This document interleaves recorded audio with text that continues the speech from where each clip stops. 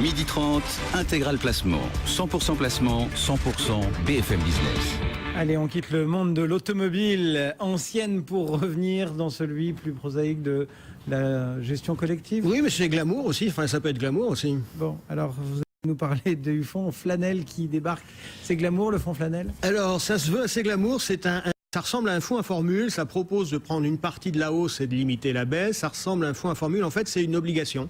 C'est une obligation qui est proposée par la Française, l'obligation elle-même est gérée par le Crédit Mutuel et le coupon que va servir cette obligation, elle va être fonction de l'évolution de l'indice Eurostock 50, un grand indice de valeur européenne.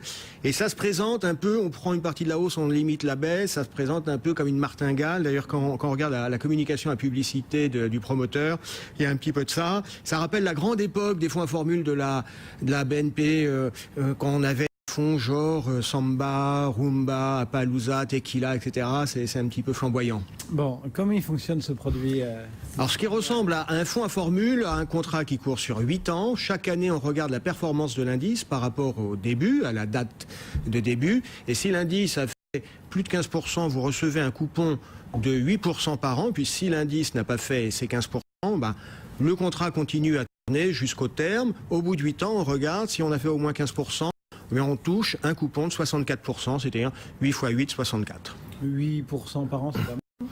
8% par an, c'est pas mal. Si on annualise, le rendement n'est pas de 8% par an, c'est 6,38. Ça, c'est le scénario le plus favorable. Et le scénario peut ne pas survenir, bien sûr. Et alors, si ce scénario ne survient pas, qu'est-ce qui se passe? Alors, si au bout de 8 ans, l'indice n'a pas au moins gagné 15%, s'il a gagné moins de 15% et s'il n'a pas perdu plus de 40%, là, en ce cas-là, on a un rendement de 32%. 32% sur 8 ans, ça fait un rendement annualisé de 3,58% par an sur 8 ans.